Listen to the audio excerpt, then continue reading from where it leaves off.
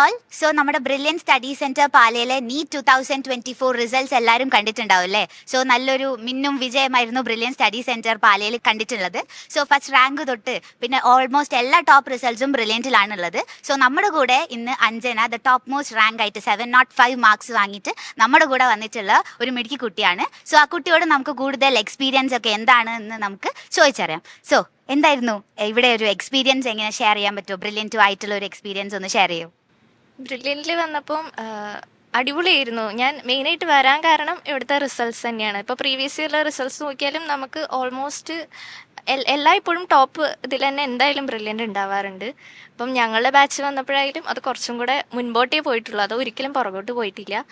പിന്നെ യൂട്യൂബിലൊക്കെ ഇപ്പം വല്ല ഡെമോ ക്ലാസ് ഒക്കെ പോലെ കാണുമ്പോഴായാലും ഏറ്റവും ബേസ് തൊട്ട് എല്ലാവർക്കും മനസ്സിലാവുന്ന തരത്തിൽ, ഇപ്പം 12th സ്റ്റേറ്റ് സിലബസ് ആയാലും CBSE ആയാലും ആർക്കായാലും മനസ്സിലാവുന്ന തരത്തിൽ ക്ലാസ്സുകളൊക്കെ ഉണ്ടായിരുന്നു. അപ്പം ഇതെല്ലാം കൊണ്ടാണ് ബ്രില്യൻറ്റിൽ വന്നത്. അപ്പം അപ്പോൾ വരുമ്പോഴുള്ള എക്സ്പെക്ടേഷൻസ് അതുപോലെ അല്ലെങ്കിൽ അതിനേക്കാൾ ഒരു പടി ഉയർത്തി നിലനിർത്താനായിട്ട് പറ്റിയിട്ടുണ്ട്. സോ ഓൺലൈൻ ബാച്ച് ആയിരുന്നല്ലോ മോള്. അപ്പോൾ ഓൺലൈനിൽ പഠിക്കുന്ന സമയത്ത് എന്തൊക്കെയായിരുന്നു ആ ഒരു സപ്പോർട്ട്? ബ്രില്യൻറ്റിൻ്റെ രീതിയിലുള്ള സപ്പോർട്ട്സ് എങ്ങനെയായിരുന്നു? മെൻറ്റർ സപ്പോർട്ട്സും ഹോസ്റ്റലും ഒന്നും അല്ലല്ലോ. അപ്പോൾ വീട്ടിൽ തന്നെ ഇരുന്ന് പഠിക്കുമ്പോൾ ഉണ്ടായിരുന്ന ബ്രില്യൻറ്റിൻ്റെ സപ്പോർട്ട് എങ്ങനെയായിരുന്നു? വീട്ടിൽ തന്നെയാകുമ്പോൾ മെയിനായിട്ട് ചില ഡിസ്ട്രാക്ഷൻസ് വരാൻ ഭയങ്കര ചാൻസ് കൂടുതലാണ്. അപ്പം ആദ്യം തന്നെയും ഏറ്റവും ഇമ്പോർട്ടൻ്റ് ആയിട്ട് വേണ്ടത് നമ്മുടെ സ്വന്തമായിട്ടൊരു കൺട്രോൾ വേണം എപ്പോഴും. പിന്നെ പേരൻസ് ആയിരുന്നാലും അങ്ങനെ നമ്മളെ വല്ലാതെ അങ്ങ് ഡിസ്ട്രാക്റ്റായി പോവാതിരിക്കാൻ അവർ നന്നായി ശ്രദ്ധിച്ചിട്ടുണ്ടായിരുന്നു. പിന്നെ ബ്രില്യൻ്റ് സപ്പോർട്ട് എടുത്തു പറയേണ്ടതാണ്. അതിലേറ്റവും വലിയ പങ്ക് എൻ്റെ ക്ലാസ് ടീച്ചർ നിത്യ മിസ് ആയിരുന്നു. മിസ്സ് ഞാൻ ഓൺലൈനാണ് അല്ലെങ്കിൽ ഇവിടെയല്ല എന്നുള്ളൊരു ആ ഗ്യാപ്പ് വന്നിട്ടേ ഇല്ല. അത്രയും നമ്മളെ ക്ലോസ് കോണ്ടാക്റ്റിൽ തന്നെ എപ്പോഴും മിസ് ഉണ്ടായിരുന്നു.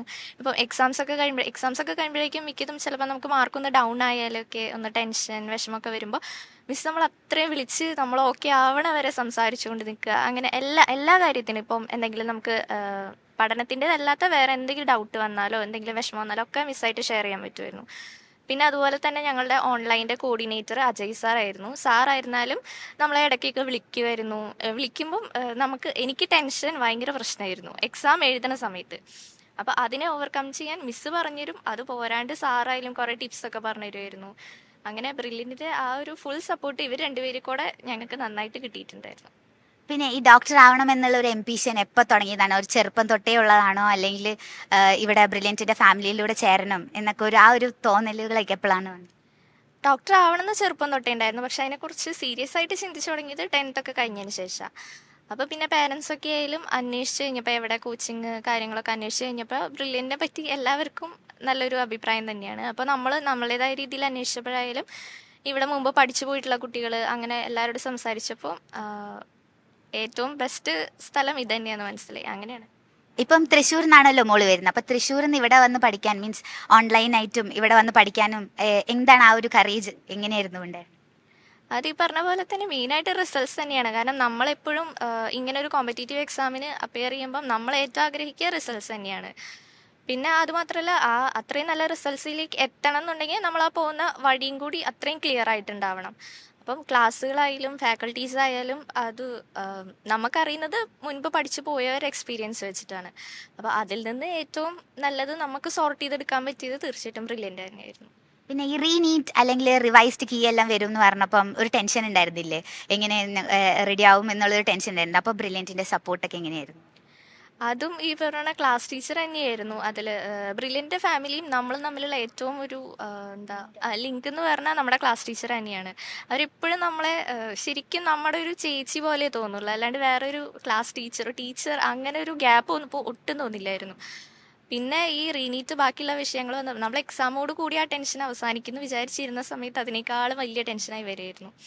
അപ്പോൾ ഇനിയിപ്പോൾ വീണ്ടും പഠിക്കുന്നത് കുഴപ്പമില്ല. പക്ഷേ ഇത്ര നാൾ നമ്മൾ ഒരു ദിവസം പോലും വിടാതെ ഇരുന്ന് പഠിച്ചത് പെട്ടെന്നൊരു ഗ്യാപ്പിന് ശേഷം വീണ്ടും പഠിക്കുക എന്ന് പറയുന്നത് ഭയങ്കര കഷ്ടപ്പാട് തന്നെയാണ്. അപ്പോൾ അതൊക്കെ ആലോചിച്ച് നമുക്ക് തന്നെ ടെൻഷനായി. സത്യത്തിൽ നല്ല റിസൾട്ട് കിട്ടിയെങ്കിൽ പോലും ആത്മാർത്ഥമായിട്ട് സന്തോഷിക്കാൻ പറ്റാണ്ട് പോയി അത് പലപ്പോഴും. പക്ഷെ അപ്പോഴായാലും ടീച്ചർ വിളിച്ച് കുഴപ്പമൊന്നും ഉണ്ടാവില്ല അങ്ങനെ. അതായത് ടീച്ചറിൻ്റെ ഭാഗത്തുനിന്ന് ഫുൾ സപ്പോർട്ടായിരുന്നു. റീനീറ്റ് വന്നാൽ തന്നെയും നമുക്ക് നേരിടാൻ പറ്റും, അങ്ങനെ തന്നെയായിരുന്നു ടീച്ചർ. ഇനി ഒരു 2025 നീറ്റ് ബാച്ച് വരുന്നുണ്ടല്ലോ ഇനി അപ്കമിങ്. സോ അവരോട് എന്താണ് പറയാനുള്ളത്? ലൈക്ക് അവരെ മോട്ടിവേറ്റ് ചെയ്യാൻ എങ്ങനെയാണ് പഠിക്കേണ്ട സ്ട്രാറ്റജീസ്? ബ്രില്യൻറ്റിൻ്റെ ആ ഒരു സ്ട്രാറ്റജി ഫോളോ ചെയ്താൽ മതിയോ? എങ്ങനെയാണ് അതൊന്ന് ഷെയർ ചെയ്യാമോ? ഞാൻ ഫുള്ളി ബ്രില്യൻ്റെ ടൈം ടേബിളിനോട് മാത്രം റിലേ ചെയ്തിരുന്ന ഒരാളാണ്. ഡെയിലി ടോപ്പിക്സ് അതാത് ക്ലാസ്സുകൾ കണ്ടു പഠിച്ചു പോകും. അതിപ്പോൾ ഓൺലൈൻകാരാണെങ്കിലും ഓഫ്ലൈൻകാരാണെങ്കിലും ക്ലാസ്സിനെ കറക്റ്റായിട്ട് ഫോളോ ചെയ്യുക. എന്നിട്ട് ബാക്കിയുള്ള സമയം നമ്മളെ സെൽഫ് സ്റ്റഡിക്ക് വേണ്ട സമയം നല്ല രീതിയിൽ ഉപയോഗിച്ചിട്ടുണ്ടെങ്കിൽ തീർച്ചയായിട്ടും നമ്മൾ ആഗ്രഹിക്കുന്ന റിസൾട്ട് എത്തിച്ചേരാൻ പറ്റും.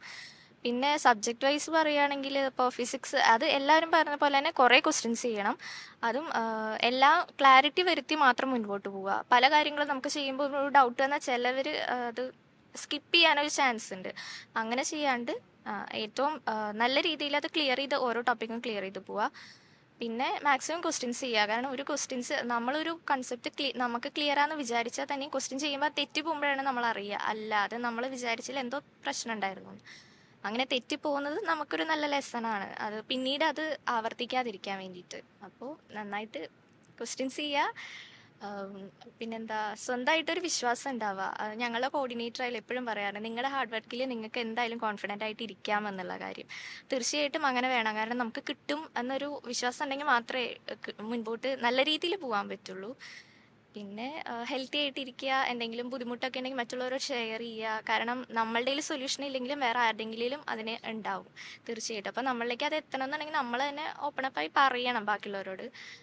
പിന്നെ നന്നായിട്ട് പ്രാർത്ഥിക്കുക. കാരണം താൻ പാതി ദൈവം പാതി എന്നാണല്ലോ പറയുക. അപ്പോൾ നമ്മളുടെ പാതി നന്നായി ചെയ്താൽ തന്നെയും ഇങ്ങനത്തെ ഒരു എക്സാം എന്ന് പറഞ്ഞാൽ ആ ഒരു ദിവസത്തെ പ്രത്യേകതയാണല്ലോ. അപ്പോൾ അന്ന് ഒരു തടസ്സങ്ങളോ മറ്റൊന്നും ഇല്ലാതിരിക്കാൻ വേണ്ടി പ്രാർത്ഥിക്കുക. നല്ല രീതിയിൽ മുന്നോട്ട് പോകും. സോ ഡ്രീം ആയിട്ടൊരു ഇൻസ്റ്റിറ്റ്യൂട്ട് ഉണ്ടാവുമല്ലോ എവിടെ ചേരണമെന്ന്, മെഡിക്കൽ കോളേജിലെ ഏത് മെഡിക്കൽ കോളേജാണ്? എനിക്ക് AFMC ആണ്, ആംഡ് ഫോഴ്സസ് മെഡിക്കൽ കോളേജാണ്. അപ്പോൾ ഞാൻ ഈ പറഞ്ഞ പോലെ MBBSനെ പറ്റി സീരിയസ് ആയി ചിന്തിച്ച് തുടങ്ങിയപ്പോൾ മുതൽ അത് തന്നെയാണ് അംബിഷൻ. അപ്പോൾ അത് അവിടെ എത്തണം എന്നാണ് ആഗ്രഹം.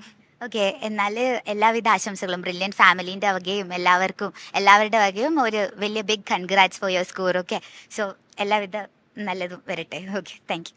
എൻട്രൻസ് സംബന്ധമായ വാർത്തകളും അപ്ഡേഷനുകളും ഏറ്റവും വേഗം ആധികാരികമായി അറിയാൻ ബ്രില്യൻ സ്റ്റഡി സെന്റർ പാല യൂട്യൂബ് ചാനൽ സബ്സ്ക്രൈബ് ചെയ്യുക, ബെൽ ഐക്കൺ അമർത്തുക, ഈ വീഡിയോ മറ്റു സുഹൃത്തുക്കളിലേക്കും മാക്സിമം ഷെയർ ചെയ്യുക.